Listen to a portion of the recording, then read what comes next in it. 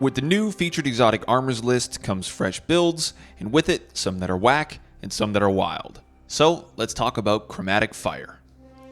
Chromatic Fire was just updated with the release of Ash and Iron, and it's honestly left me a bit conflicted.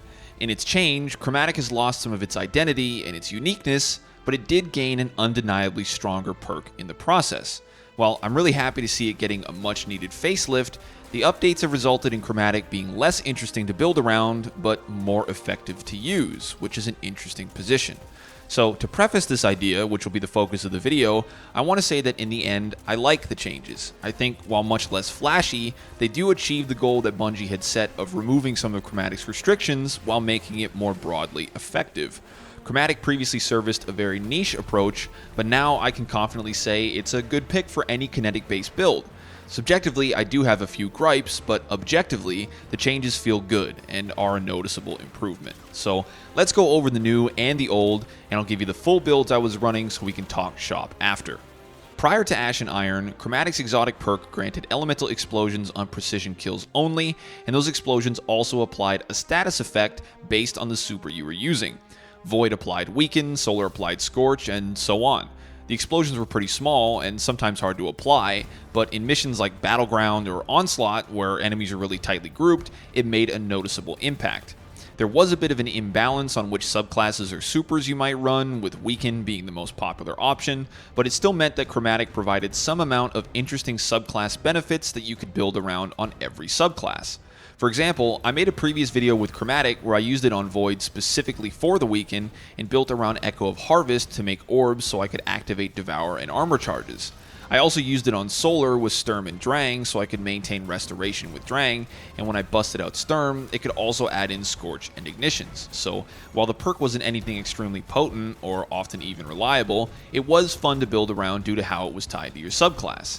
In contrast, the new Chromatic Fire doesn't apply any status effects and simply does damage. The explosion is still elemental damage, but that's all.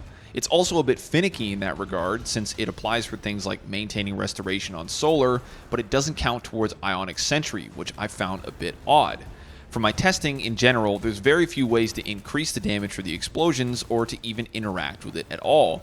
The game does not relate it to your weapons, so things like Radiant or damage perks have no effect, and it also won't work to activate something like One For All if you hit multiple enemies with an explosion. It doesn't count as a grenade or a super or anything you can affect with your stats either, or with armor mods like Surges. The only scenario I could set up where the number would actually change was against weakened enemies and using Cauterized Darkness, which is obviously limited to this season as an artifact mod. While I think this sort of makes sense and is fine, it's a part of my argument that it's just not as interesting to build around. The whole idea with Chromatic now is you use it with whatever kinetic weapon you want, and you just get a bit of extra explosive damage with it. There's not really much else you can do to build around it, and almost every subclass, gear set, or armor mod choice you'll make will be operating independently of Chromatic. It just sort of sits at a baseline of effectiveness, and while consistent, it is a bit disappointing that you can't improve it. The language used in the TWABs leading up to Ash and Iron was also a bit confusing, since it didn't explicitly state that it would still cause elemental damaging explosions, so I was wondering if instead it might count as kinetic. I figured this would make sense since that's obviously Chromatic's thing, and I thought to myself, oh well, I wonder if it'll be able to chain explosions with itself, or even chain off of TechSec. That'd be cool, right? Well, unfortunately, that's not the case, and oftentimes I've found that pairing it with TechSec makes it perform worse rather than better, since the TechSec blast can push enemies away from Chromatic's explosions. Now, the reason that I mention that is because those questions I ask of, oh, will this work, are the foundations for my build crafting process as it incites my curiosity and creativity. I'll choose an exotic, read the description, and let my mind wander as I explore its potential. I ask, hey, that's cool, does that work with this? And I try it out and go, oh, hey, it does, that's awesome. Wait, if it works with such and such, can you still do this? And it turns into this rabbit hole of really fun questions which, when answered, inform my build crafting decisions as I learn what works and what doesn't. With Chromatic, almost all of my questions were answered with no. Do weapon perks affect the damage? No. Can you use it to activate weapon perks like One For All? No. Does Radiant or Empowering Risks increase it? No. Do my stats affect it? No. Do glaive melees count? No. Does it cause multiple explosions if I get a multi-kill with something like Mountaintop? No. Do special or heavy weapons do more damage to make up for the extra cost and effort? No. So as opposed to my curiosity leading me to interesting yeses that sort of open up my build crafting choices, with Chromatic, I had to dig to find out what would even work at all, and it wasn't very intuitive or fun.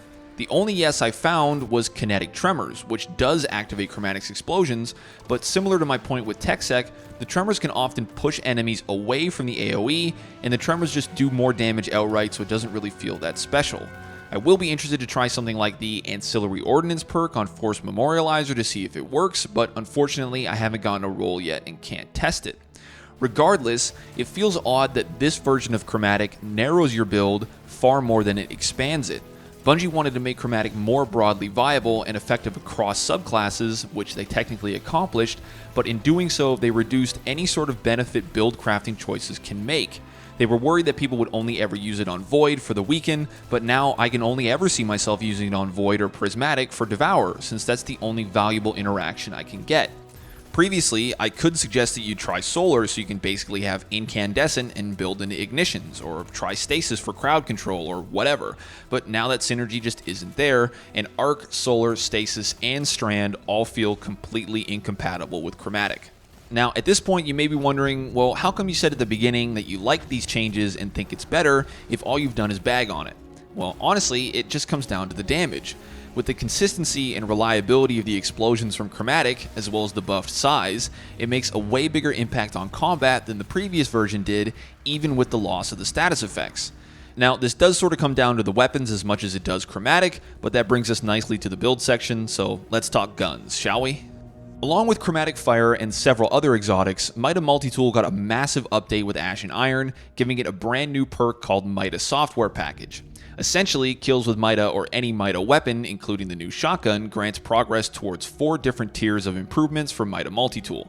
Each tier increases damage by 5%, as well as adding in bonuses to things like reload and handling, with the final tier adding in what's essentially explosive payload.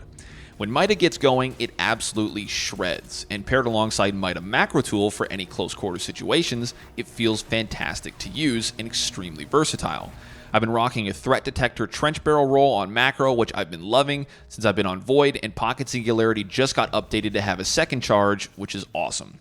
For my subclass, as I mentioned, I've been using Void so I can take advantage of Devour to heal me on kills, including with MIDA, and I've also used Chaos Accelerant to juice up my grenades. I've been liking Scatter Grenades, but you can use whichever you prefer. For fragments, I went with Echo of Starvation and Persistence to maintain Devour, Echo of Vigilance for a little extra survivability in tight moments, and Echo of Expulsion to add a little extra spice to my abilities. Chromatic doesn't really take any direct advantage from anything, like I've mentioned, so this is just a pretty general use Devour build, so feel free to adjust anything to your preference as it'll all work essentially the same. For armor, I did go with TechSec to get those disorienting blasts and extra shield damage with MIDA, focusing on getting my weapon stat as high as possible with Super Second. For mods, I kept it super basic and went with Fonts to up my melee stat so I could activate Trench Barrel with powered melees more often, and Super Fonts so I could squeeze out a little extra damage. I also went with Kinetic Ammo Generation, Siphon, and Surge mods since I was doing most of the work with MIDA. For the Artifact mod, there's a fair amount that makes an impact here, with the standouts being Light Forge Lead to keep macro stocked up, Semi-Auto Striker to maintain armor charges from a distance, and That Fresh Bullet Smell for some extra juice on MIDA. Shield Crush is also a great pick if you go with Echo of Vigilance, so you can up your melee regen whenever you proc an Overshield. That's really about it, and the game plan is just about as easy as it can be. You activate Devour, and you shoot. As you rack up kills with MIDA, it'll gradually get stronger, and anytime an enemy gets too close, you can swap to Macro Tool, hit them with a Pocket Singularity to activate Trench Barrel, and dust them while you get more progress on MIDA. Rinse and repeat, and you're golden. Similar to how I felt about Mantle of Battle Harmony after last episode, one of the best aspects of this build is how simplistic it is and how it lets the weapons do the talking. There's nothing fancy going on at all, it's genuinely just shooting, which is what makes it appealing to me and what makes it feel good. The new MIDA is a total beast, and this build pushes it just that extra bit farther to really make it sing. I'd also recommend Sturm paired with either Drang or its new special ammo counterpart Unfall, since kills with the elemental weapons will increase the size of Chromatic's explosions if you get a body shot with Sturm. However, since Sturm is really bugged right now, I didn't want to use it since it would skew how I felt about it once it was fixed, so I've held off. To summarize, in the end, I'm happy with Chromatic, and I find that it feels pretty good to use, but it doesn't feel special. It's almost hard to tell that it's putting in the work that it does, as the explosions just get caught up in the constant stream of sparks and abilities and particle effects that all happen during combat.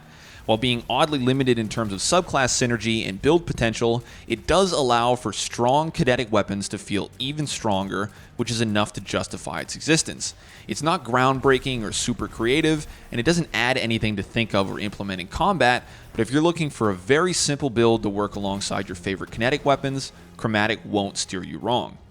I am, however, still a bit disappointed, and it's hard to ignore the potential that Chromatic could have had were it to still apply those status effects. If Chromatic had received these buffs to its usability and explosion size while still having that subclass synergy, this would have been a completely different video where I was strongly recommending this exotic and gushing over how cool it is. I don't think it would have been unreasonably strong if that was the case, or that it would restrict you to a small subset of supers or weapons, and in the end, it still would have improved Chromatic's usability while maintaining its identity and buildcraft potential. As a result, I find myself at a crossroads, where I think from a buildcrafting perspective, it's pretty whack, but from a performance perspective, it's pretty wild. I do plan on using it going forward with MIDA and Sturm, but I'm also going to experiment with other exotic options to use with those weapons to see if I can find a more fun replacement. I also think Chromatic will be perfect for a lot of people who are looking for an extremely simple option that they can use with any of their favorite kinetic weapons while not having to worry about doing anything specific for it to properly perform. This is an odd spot to be in, and admittedly, I could take it or leave it. So to me, Chromatic Fire in its new form is unfortunately best described as whatever.